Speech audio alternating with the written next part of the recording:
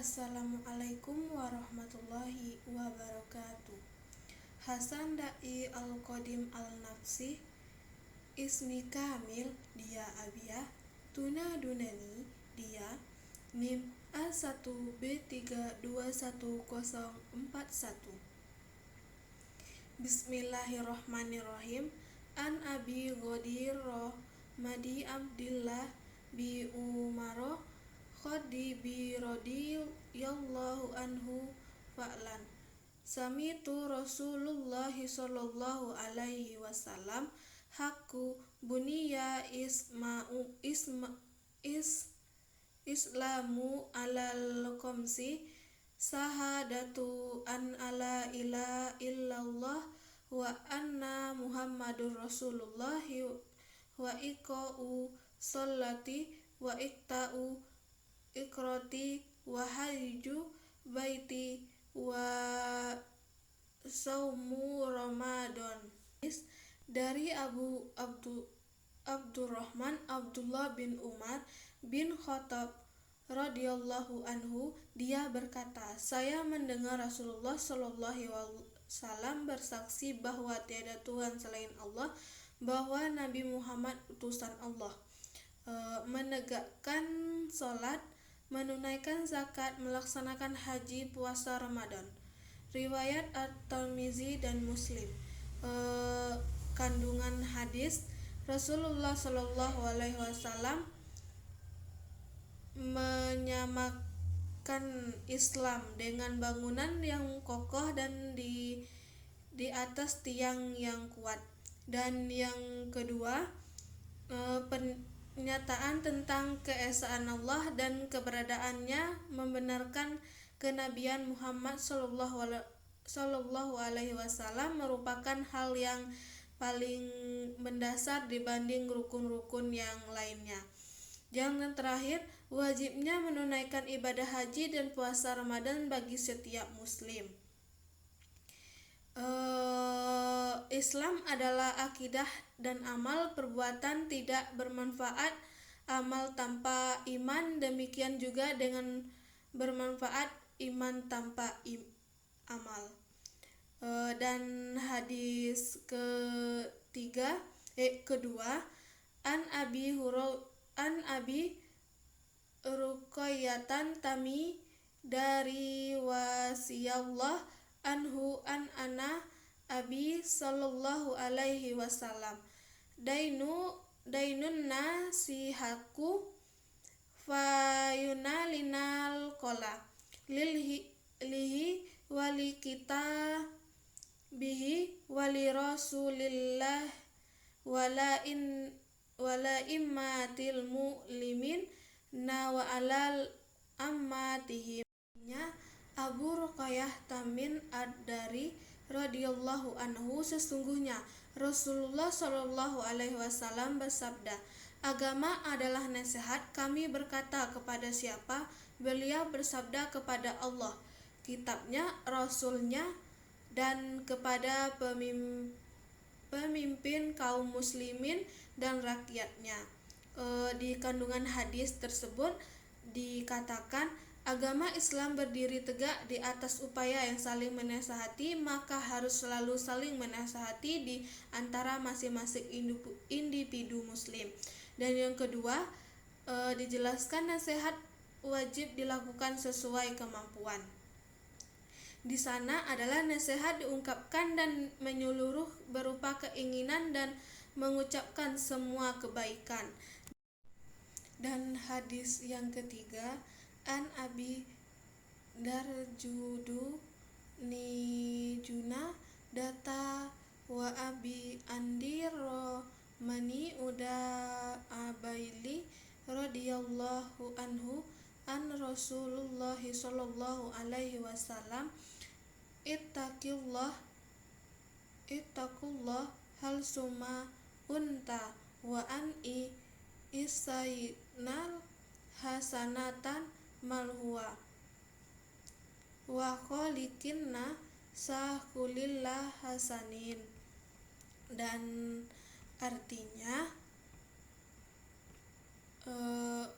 dari Abu Dzar Junub bin Junadah dan Abdurrahman dan Muaz bin Jabal radhiyallahu anhu dari Rasulullah sallallahu alaihi wasallam, beliau bersabda, bertakwalah alaihi wasallam, beliau bersabda, bertakwalah kepada Allah di mana saja kamu berada, iringilah keburukan dengan kebaikan yang dapat menghapus dari pergaulan manusia dengan akhlak baik.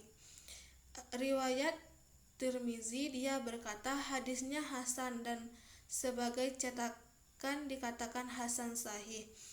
Kandungan hadis yang pertama, takwa kepada Allah merupakan kewajiban setiap muslim. Dia merupakan asas diterimanya amal soleh. Dan yang kedua, bersegera melakukan ketaatan setelah keburukan secara langsung.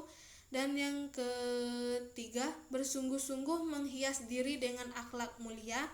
Dan yang keempat, menjaga pergaulan yang baik merupakan kunci kesuksesan, kebahagiaan, dan ketenangan di dunia dan akhirat.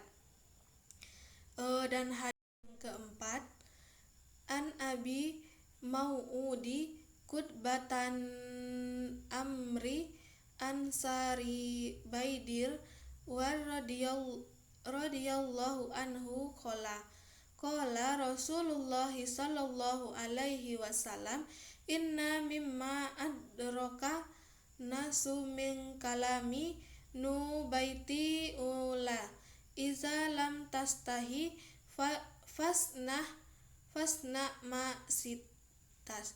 Dan yang artinya dari Abu Mas'ud Uqbah bin Amr al-Nasri al-Badriyah radhiyallahu anhu, dia berkata, Rasulullah sallallahu alaihi wasallam bersabda, sesungguhnya ungkapan yang telah dikenakan orang-orang dari ucapan nabi-nabi dahulu adalah, jika engkau tidak malu berbuatlah apa yang engkau suka. Dan di kandungan hadis yang pertama dikatakan, malu merupakan tema yang telah disepakati oleh para nabi dan tidak terhapus ajarannya. Dan yang ketiga, jika seseorang telah meninggalkan rasa malu, maka jangan harap lagi kebaikan darinya sedikit pun. Dan yang ketiga, malu merupakan landasan akhlak mulia dan selalu bermuara kepada kebaikan.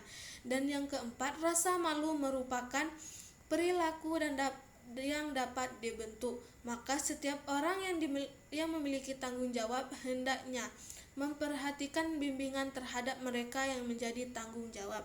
Dan yang kelima, tidak ada rasa malu dalam mengajarkan hukum-hukum agama serta menuntut ilmu dan kebenaran. Dan yang keenam, di antara manfaat rasa malu adalah ifah. Ifah adalah menjaga diri dari perbuatan tercela. Dan yang ketujuh, rasa malu merupakan cabang iman yang wajib diwujudkan. Dan hadis yang terakhir adalah an Abi Adillah Jabni andallah al-sari wasiyallah anhuma anna julla salah radhiyallahu anhu Rasulullah sallallahu alaihi wasallam, ara'aita iza saltu allatu bats wasumtu wal dorona wal aklaktu halawa wal jarati haram walam azi ala zalika saika adkhulu jannati faqala. Dan hadis yang kelima yang artinya dari Jabir bin Abdullah al-Nasri radhiyallahu anhu, seorang bertanya kepada Rasulullah sallallahu alaihi wasallam seraya berkata, bagaimana pendapatmu jika saya melaksanakan sholat yang wajib, berpuasa Ramadan, menghalalkan yang halal dan mengharamkan yang haram, dan saya tidak tambah sedikit pun, apakah dan Seseorang yang bertanya dalam riwayat di atas adalah Al-Nu'man bin Qaul.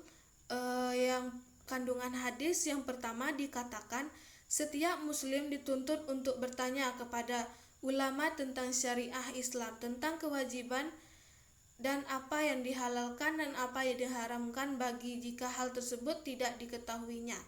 Dan yang kedua, halalkan dan pengharaman merupakan aturan syarat syariat. Dan yang ketiga, amal soleh merupakan sebab maksudnya seseorang ke dalam surga. Dan yang keempat, keinginan dan perhatian yang besar dari para sahabat serta kerinduan mereka terhadap surga serta upaya mereka dalam mencari jalan untuk sampai ke sana. Sekian dari saya. Wassalamualaikum warahmatullahi wabarakatuh.